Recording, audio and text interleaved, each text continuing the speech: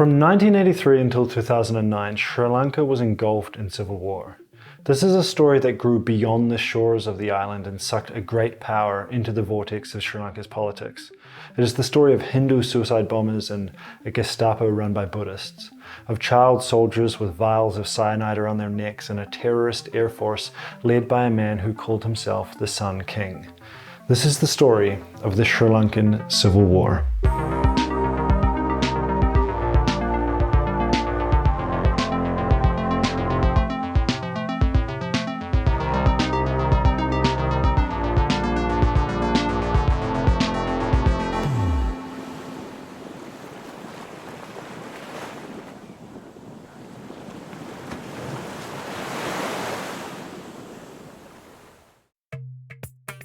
During these videos, I'm going to be telling two stories. The history of the island and how that led to where it is now, alongside the story of my own travels in Sri Lanka in July and August of 2022. The Sinhalese are the majority group in Sri Lanka, with around 3/4 of the population. They are mostly Buddhist and culturally descend from northern India, but have been on the island for a long time, certainly more than 2,000 years. The Tamils are a minority group originating from South India and are concentrated in the northern and eastern parts of the island.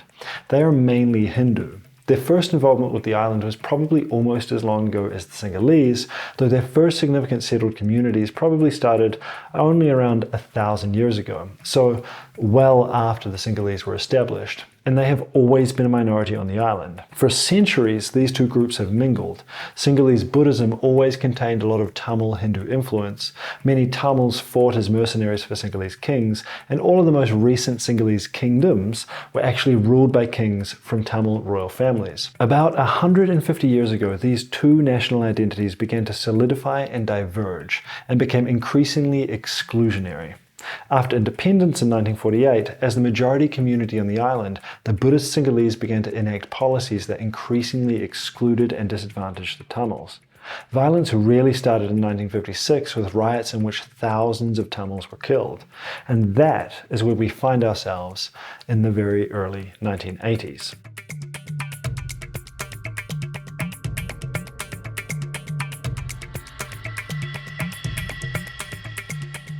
So, at independence, Sri Lanka, which was then called Ceylon, was home to 11 million Sinhalese and around 3 million Tamils. If voting was going to fall along ethnic lines, then the Tamils were always going to be a political minority, and that is exactly what happened.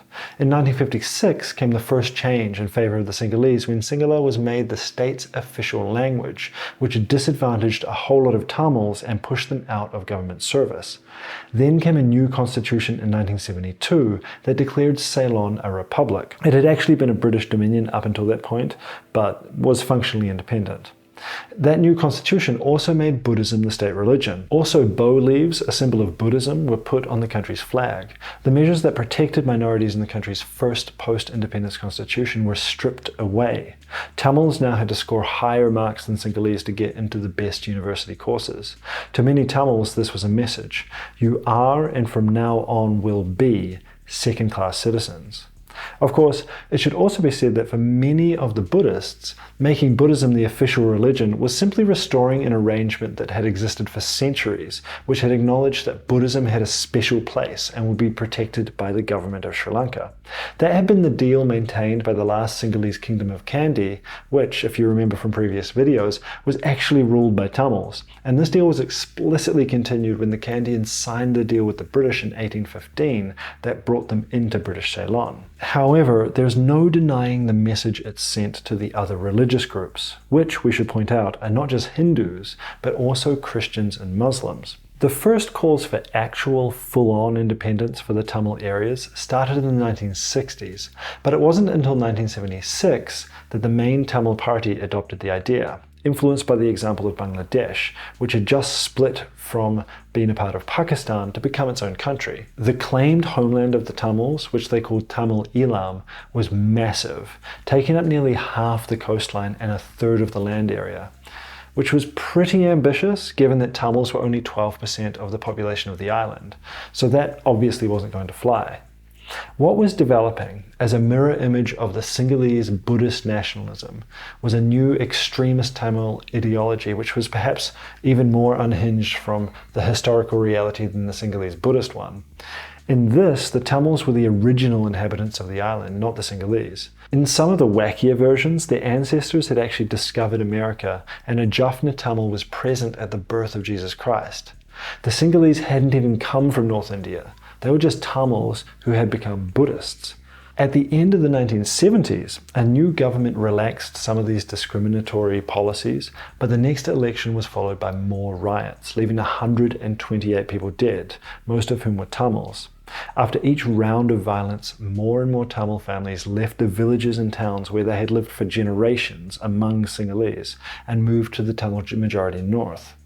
The communities were growing further apart. But the big thing, the event after which there truly was no turning back, was the 1983 riots. Perhaps more than any other event, they symbolized the breakdown of relations between Sinhalese and Tamils. So already a very low-level insurgency had begun in northern Sri Lanka, with some very small Tamil groups fighting for their separate state. These were pretty small operations who often fought amongst themselves, and it was not a widespread phenomenon. In July 1983, an attack by one of these groups killed 13 soldiers. When their bodies reached Colombo, all hell broke loose. Every Tamil family who was present in Colombo during Black July has a story of survival. Sinhalese mobs armed themselves with sticks, clubs, tires, and gasoline and spread out across the city. Tamil shops were burned.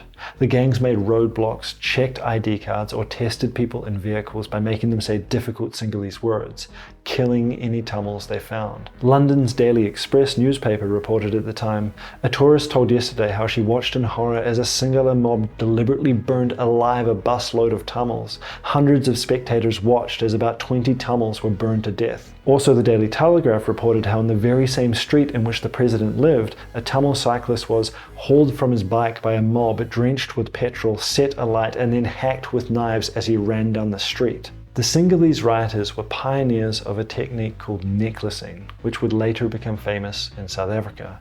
This was burning someone alive with a rubber tire. The government issued no warnings and didn't cover it on the news. For days they made little effort to control the gangs. They simply stood aside. Leaders of the mobs carried official voter registration lists that showed the names and addresses of Colombo's Tamils, which had to have meant some level of official complicity. As the awful violence made headlines around the world, the government finally imposed a curfew. It took the police a week to restore order. Many of the police had stood by during the violence, and there were reports of some participating in it. Even worse than that, there were reports that some government ministers seemed to have directed the violence and managed the gangs. Over 100,000 Tamils fled to refugee camps. Another 100,000 floated across the straits to Tamil Nadu in India. One estimate is that 1.5 million were displaced. The government grossly undercounted the deaths, claiming around 300. Most other estimates were between 1,000 and 3,000 in just a matter of days, and many more than that were injured or raped, and thousands of homes and businesses were burned. After 4 days of silence, when President Jayawardene finally went on television, he called the disturbances not a product of urban mobs, but a mass movement of the generality of the Sinhalese people, and the time has come to accede to the clamour and national respect of the Sinhalese people. There was no condemnation. The rioters were simply reacting to the violence of the Tamil terrorists. No sympathy was expressed towards the Tamils who were the victims. No one has ever been punished for Black July, and so it has always sat there, utterly unresolved.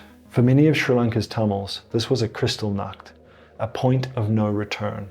They felt that no government would ever protect them.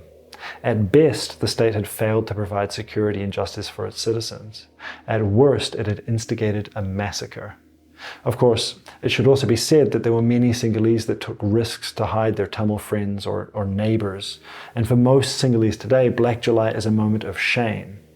But the 1983 riots were a turning point in the island's history. After this, moderate Tamil political parties were sidelined by more extreme versions. Small-scale Tamil armed resistance would be transformed into true popular rebellion. Hundreds of thousands of Tamils left Sri Lanka never to return, and many of these will become rich in their adopted countries, and soon start sending money back to whichever organization could protect the Tamils from the Sri Lankan state. Would it have been possible to have calmed things after this? It's hard to see how. That is why 1983 will always be remembered as the start of Sri Lanka's civil war.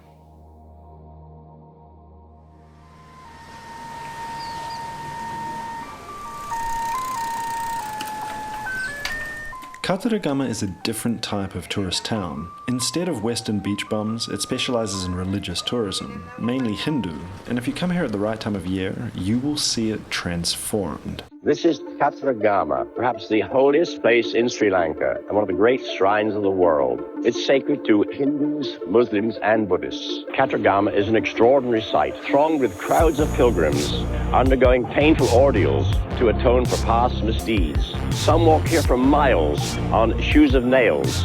Others pierce their flesh with hooks and spikes. Those who make the pilgrimage of pain believe that the greater their suffering, the more the god will look on them with favor. They're convinced Skanda protects them with a supernatural power. Many people believe that this is in fact a miracle. For devotees, ecstasy is a powerful anesthetic.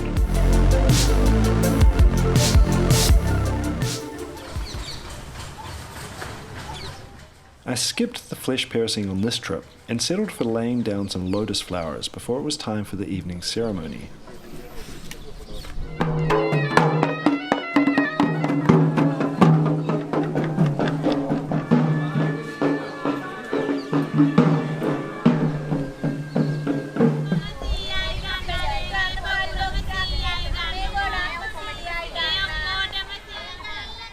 I passed the women hawking their flowers for the pilgrims, then headed back to the hotel for a rest. Like much of the country, the fuel crisis was causing rolling power cuts, and Kataragama was in darkness.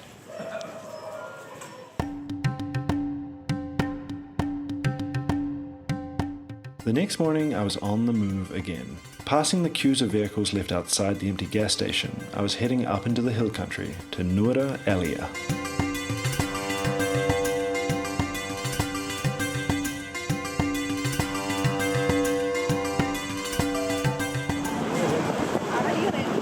Oh, how's it looking out there? Oh. The hill country can get pretty wet and cold, so I spent most of my time inside doing work, although it was only a short walk from my apartment down to the lake.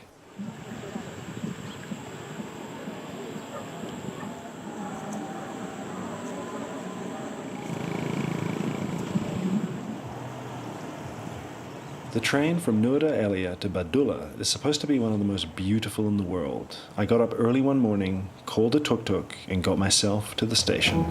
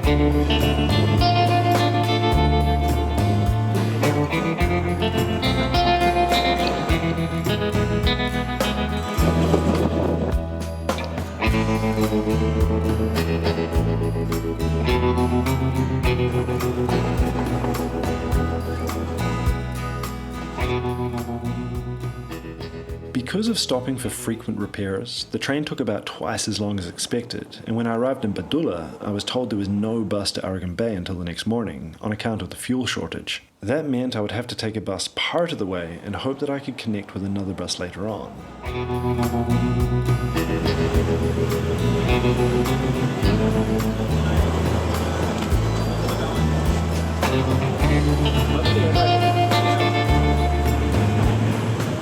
After After the bus, I managed to snag a ride in a cage welded onto the back of a truck. With seating limited when I got up to give a woman my place, the best configuration I could find was to poke my head out of the hole in the front. And like that, I found myself flying through the Sri Lankan night, heading towards the coast.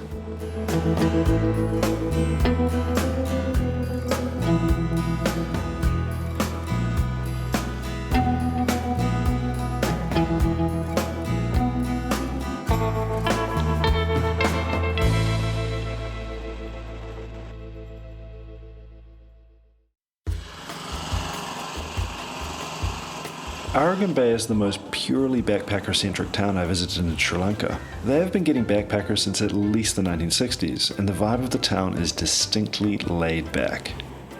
Check out that Birkenstock tan.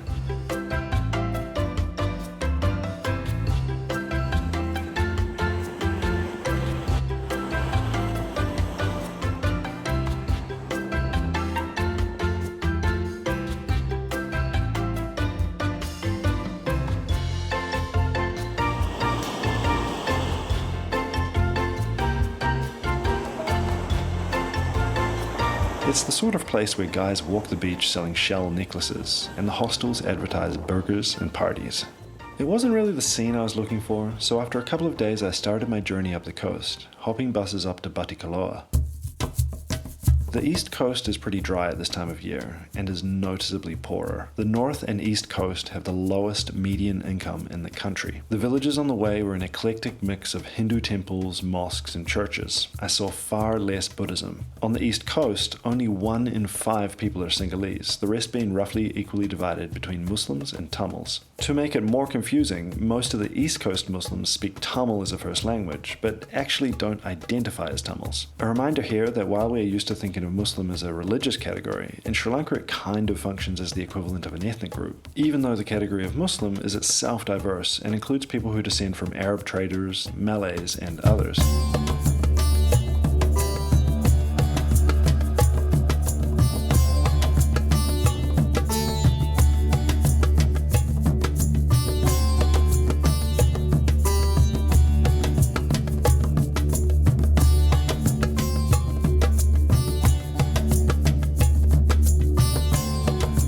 It was also the east coast that was worst affected by the Indian Ocean tsunami in 2004. Waves as high as 30 meters killed more than 220,000 people in 14 countries when a 9.1 magnitude earthquake struck off the west coast of Sumatra, the third biggest earthquake ever recorded.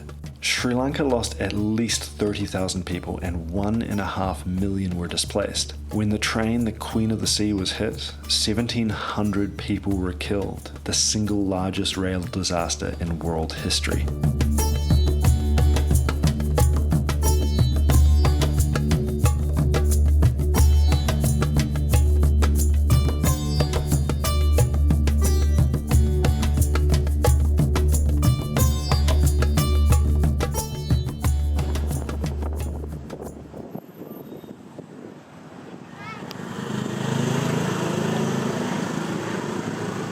Batticaloa is the second biggest city in the east and is notable for its lack of affordable places to stay or recommended activities for tourism. I visited the temple right on the beach. It had been hit really badly in the 2004 tsunami, and they had left the damage as a memorial. Some children called me over to show me their dance.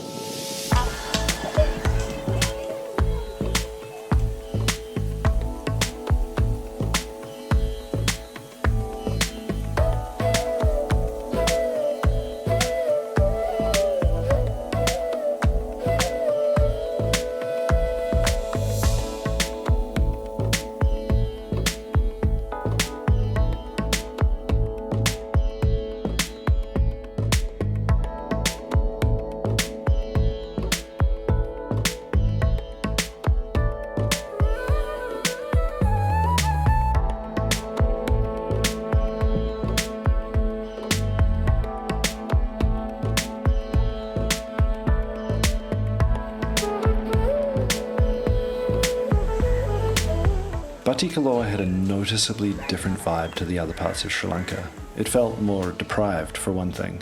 Most transport seems to be on 2 wheels. It had provided more guerrillas to the war than any other city in Sri Lanka and suffered the highest losses. In Batticaloa, some 27,000 women had been widowed.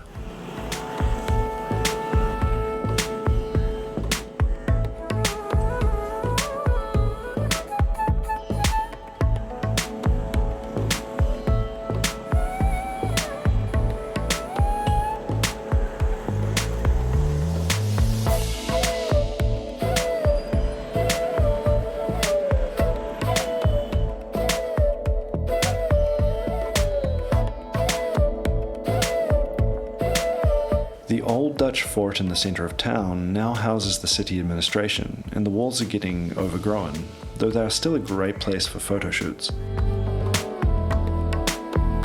I had originally intended to stay for 2 nights, but I felt I was done in an afternoon. There really isn't much to do in the East Coast's second biggest city, except sit back and watch the bikes.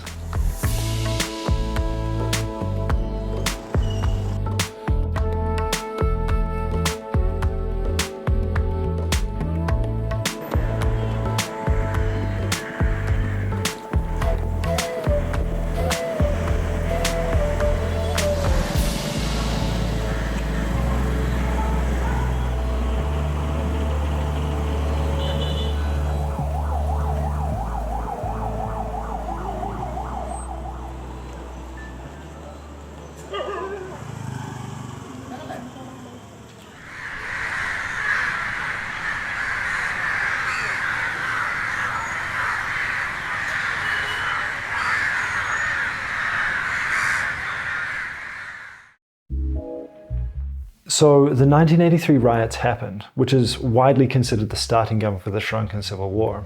Thousands of Tamils have been killed, their homes and businesses burnt, and hundreds of thousands forced to flee Sri Lanka. But remember, just across the water is the Indian state of Tamil Nadu, India's 6th biggest state and several times bigger than Sri Lanka. Unsurprisingly, many of these Tamils inside India considered Black July to be an atrocity committed against all Tamils. To them, Jaffna, the Tamil city in the north of the island, was one of the great centres of Tamil culture. In 1981, in retaliation for the killing of 2 policemen, the Sinhalese police burnt the Jaffna library, destroying irreplaceable archives and rare manuscripts. It was probably the world's greatest collection of Tamil books. This didn't go down well in South India. There was already a pan-Tamil movement in southern India, and so Indira Gandhi, India's Prime Minister, was pretty sensitive to goings-on in Sri Lanka. It was becoming a real factor in India's federal politics. Firstly, India raised the issue at the UN. When that didn't bear fruit, they started sending guns. Then the intelligence services opened as many as 32 training camps throughout India, in which the Indian military trained Tamil separatist groups in guerrilla warfare. In the 3 years after the 1983 riots, they trained around 15,000 Tamil militants. So now the state government of Tamil Nadu was providing sanctuary for Sri Lankan Tamil fighters, arming them and training them. Understandably, this played into long-held Sinhalese insecurities about the military threat and intentions of its large neighbour. However, at the same time, on the island, the Sri Lankan government was winning. In 1987, the Sri Lankan army made a big push to crush the Tamil insurgency once and for all, and they pinned the militants down inside Jaffna city. The guerrillas were outgunned, outnumbered, and on the verge of defeat. And at this crucial point, when the Tamil insurgency was about to be definitively crushed, the Indians stepped in. They would live to regret it. They sent the Indian Navy to break the siege of the city, and the Air Force dropped supplies to the Tamil fighters. One source that I read said they even threatened to invade Sri Lanka. They just couldn't tolerate more large-scale killings of Tamils. The Sri Lankan army's best chance of decisively winning the conflict had been lost. So India was now involved. In July of 1987, Sri Lanka and India signed an agreement. Sri Lanka would reluctantly let an Indian intervention force into the north of Sri Lanka to disarm the militants. Upon hearing this, riots erupted in Sinhalese areas and 40 people were killed in the protest. As the Indian Prime Minister Rajiv Gandhi was leaving the country and was attending an honour guard of Sri Lankan sailors, a 19-year-old took a swing at the Prime Minister. For the majority of Sri Lankans, having the Indian army on their soil was intolerable. This was the start of the second JVP insurrection that we looked at in the previous video, which itself claimed the lives of tens of thousands of young Sinhalese. But that is a different story. The problem with the Indian peacekeeping force coming to disarm the Tamil militants and restore peace was that these Tamil militants didn't want to be disarmed and didn't want peace. They simply didn't trust that the Sri Lankan government would respect any agreement. And they wanted their own state. So the Tamil rebels turned around and started fighting the Indians, the ones who had just saved them and had armed them. The Indians had been welcomed as liberators at first. After all, in many places they were Hindus who had come to rescue Hindus. But pretty soon the Indians were acting pretty much as the Sri Lankan army had, as a foreign army of occupation in the Jaffna Peninsula. They committed widespread atrocities. In Jaffna, at least 1,400 civilians died from shelling. Rape was widespread and there were summary executions and disappearances.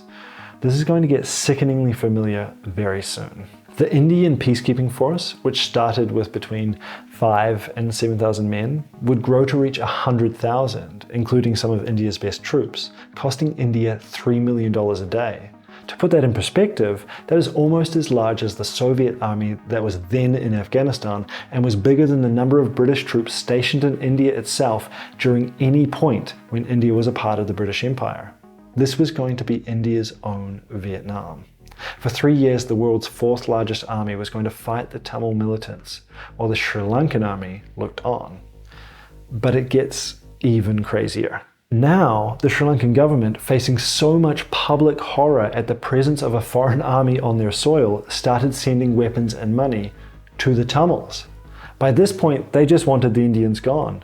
Behind India's back, they agreed to work together with the Tamils, the ones they had just been fighting, to get rid of the Indians, so that eventually they could get back to fighting each other. The Sri Lankan Navy even helped to smuggle out the Tamil militants wounded.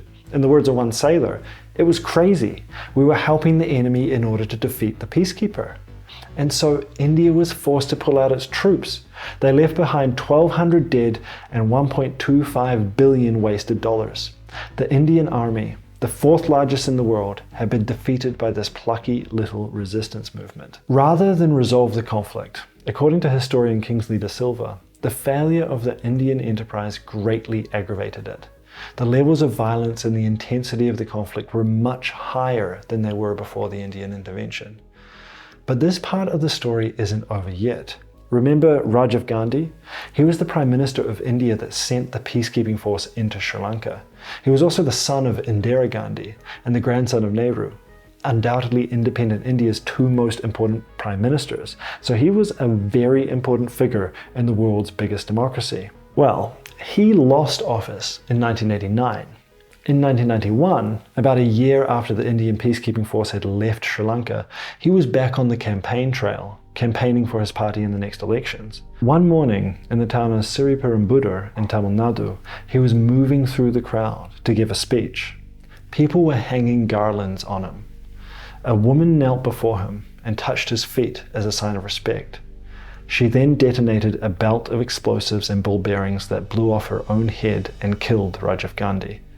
Her name was Danu, and she was a Tamil militant, one who had been trained by India just a few years before. Throughout this video, I've made reference to Tamil militants, but there was one group above all who would dominate this conflict. Their name would become infamous around the world, not only because they had just assassinated the former leader of the world's biggest democracy, not only because they had fought the world's fourth largest army to a standstill, but also because of what they were going to do throughout this conflict. Their name was the Tamil Tigers, and we will take a closer look at them next.